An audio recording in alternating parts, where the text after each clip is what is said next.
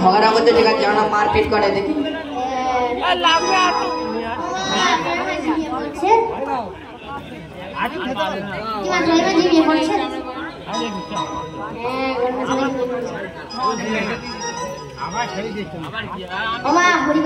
ভিডিওটা হোয়াটসঅ্যাপ পাঠাবে। হ্যাঁ তুই যাবে, এত বড় বড় যাবে মনে থাকবে।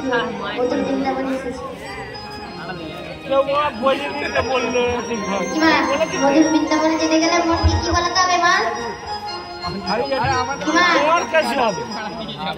তোমার যেটু বলছে মানে কাশি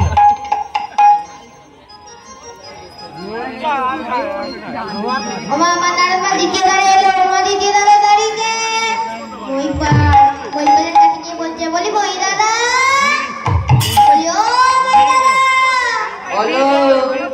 কি লজ্জা কেন গো, কি হয়েছে? কি লজ্জা কেন? আরে জানো প্রথম দাদা দাড়ি করে রেখেছো না? হ্যাঁ, নন্দী ভেঙ্গি। হায় হায় লজ্জার কথা। কেন? ওরা কি করেছে জানো? কি করেছে? আরে বাবা লজ্জার কথা। ওরা সেই কি করেছে জানো? কি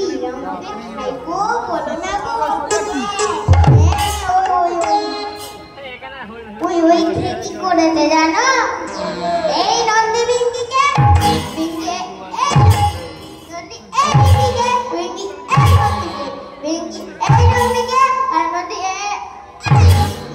এইসব করতে জানো ওরা প্রথম দাঁড়ে বলিস কিনা নারদ? হ্যাঁ গো বলি নারদ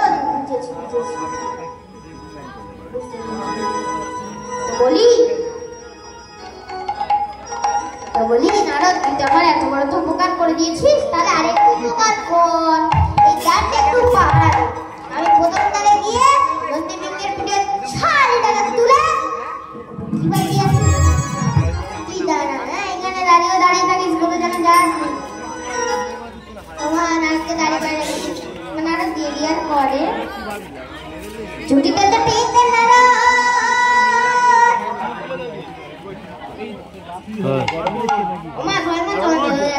কোথায় যাচ্ছি?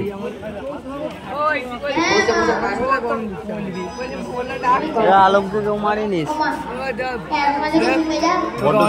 আমি ডাকছি বড্ড জুম হয়ে কিছু করার নেই।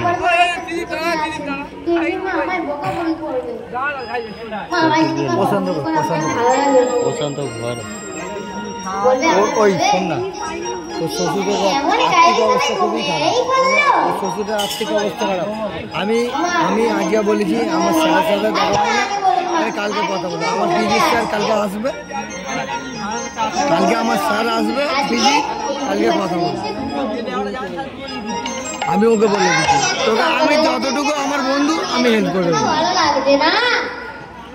ও 10 হোক 5 হোক 15 হোক 10 হোক আমি হেল্প করে দেবো। ও 30 35 40 50 খরচা করে দেবো।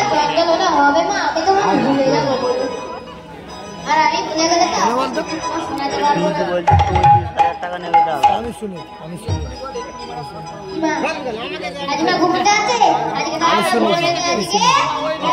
কন্ডিশন এমন টিভি ছাড়া করতে নেই।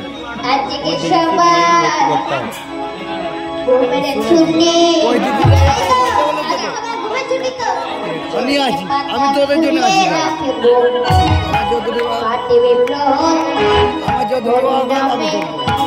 সবাই সারা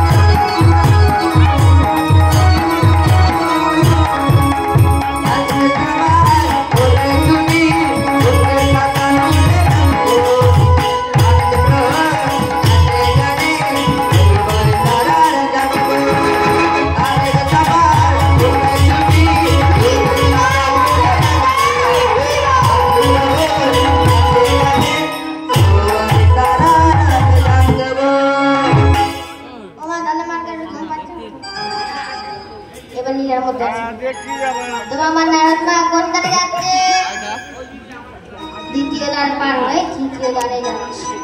আমার দ্বারা ছুটতে ছুটতে তৃতীয় দ্বারে যাচ্ছি। আচ্ছা মা, তৃতীয় দ্বারে দাঁড়িয়ে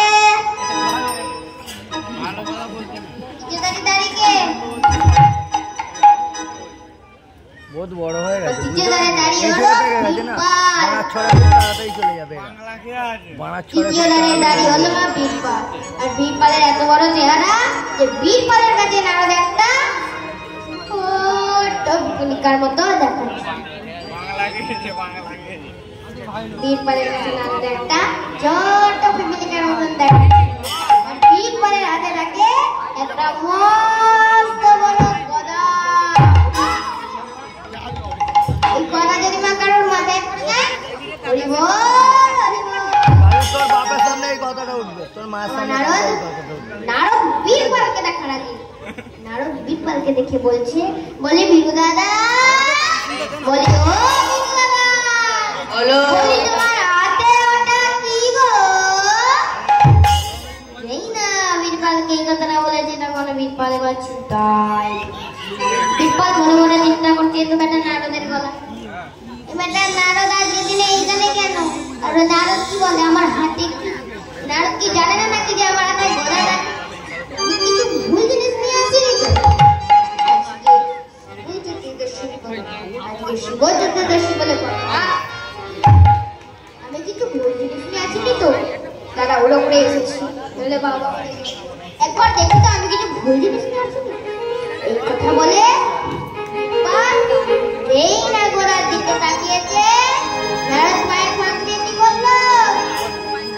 হরি বল হরি বল, হরি বলে হরি বল, হরি বল হরি বল, হরি বলে হরি বল, উঠিল আনন্দে, হরি বলে হরি বল, উঠিল আনন্দে, হরি বলে হরি বল, হরি বলে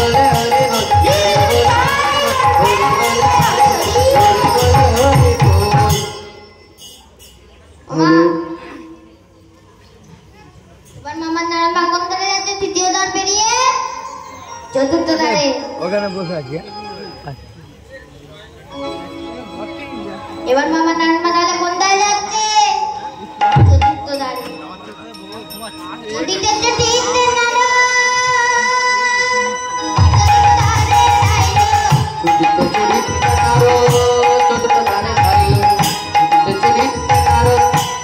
দ্বারে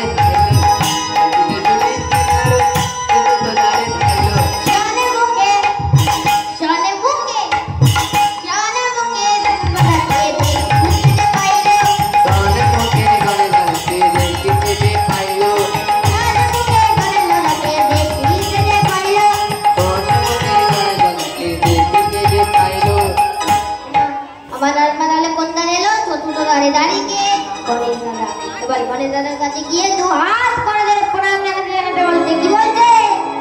একাদন্ত মহাকায় শম্ভো গজানন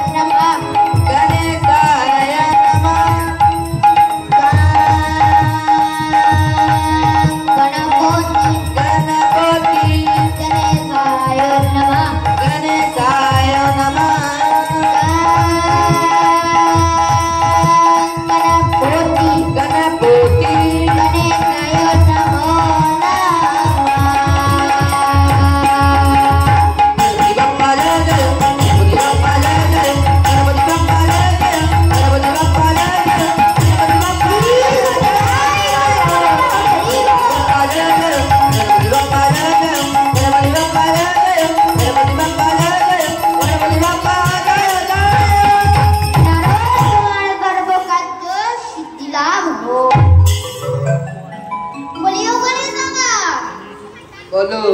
বলি তুমি তো আমার আশীর্বাদ করে দিলে, হ্যাঁ। তবে তোমার আশীর্বাদ যে গণেশ দাদা বিফলে যাবে। কেন গো?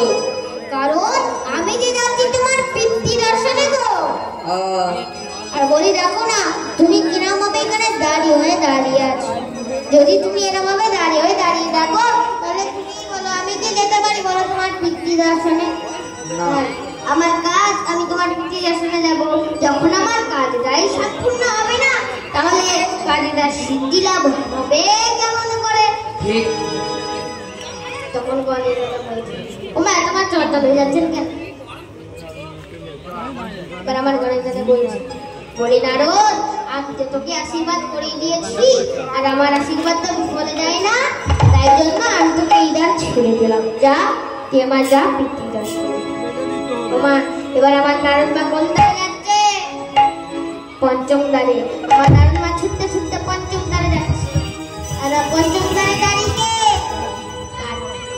কার্তিকের কাছে গিয়ে বলছে, বলি কার্তিক ভাই, বলি ও কার্তিক ভাই, বলি তোমার জন্য এলাম গো। আসেন আসেন।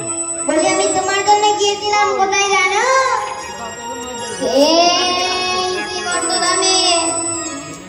মর্তধামে গিয়ে কি দেখলাম জানো?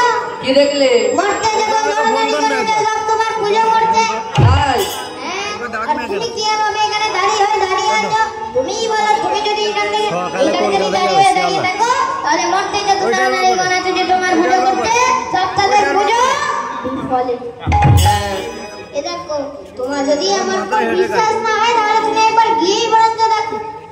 তারপর না তুমি আমার তারপর তোমার তো ময়ূর আছে, তুমি যাবে আসবে। তো বলি তুমি একবার গিয়েই দেখো। তখন আর তো বলছে আচ্ছা ঠিক আছে, তাহলে তুই যাতে একটু পার আসবে। হ্যাঁ, আমি ওই মর্তধামে যাবো আর আসবো। ও মা, নারদকে মা দাড়ি করে রেখে দিয়েছে। মা, নারদ কি দাড়ি হয়ে থাকে না? ছুটে যাচ্ছে। মা কোথায়? ষষ্ঠম দ্বারে। আর ষষ্ঠম দ্বারের দাঁড়িয়ে হলো স্বয়ং মহাকাল। আমার নারদকে মহাকাল দেখে বলছি, আমি কাকে দেখছি? না, হতে পারে না, কখনো হতে পারে না। আমি কাকে দেখছি? নারদ হতে পারে না। নারদ এতগুলো দ্বার অতিক্রম করে এলো, তার আমার জীবন চতুর্দশীর দিনে। তার মানে নারদ আমাকে অতিক্রম করে চলে যাবে। তবে নারদ তুমি শোনো, নারদ তুমি শোনো, তুমি আমাকে অতিক্রম করে চলে যাবে, তবে তুমি সপ্তম দ্বারে গিয়ে তুমি বাধা পাবে।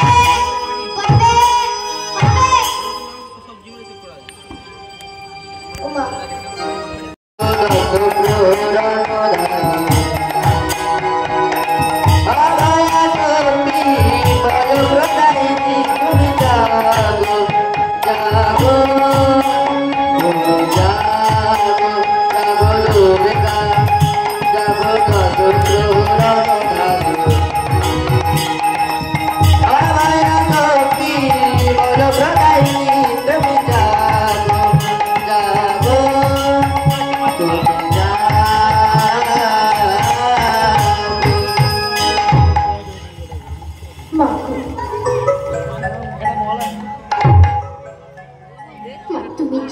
তুমি জানো,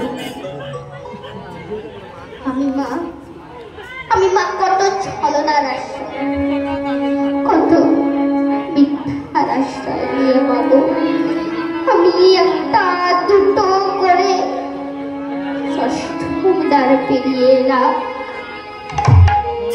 কিন্তু মাগো আমি তো তোমার কাছে তো মা কোনো ছলনার আশ্রয়, কোনো মিথ্যার আশ্রয় তো নিতে পারবো না। কারণ মা তুমি নিজেই তো জানো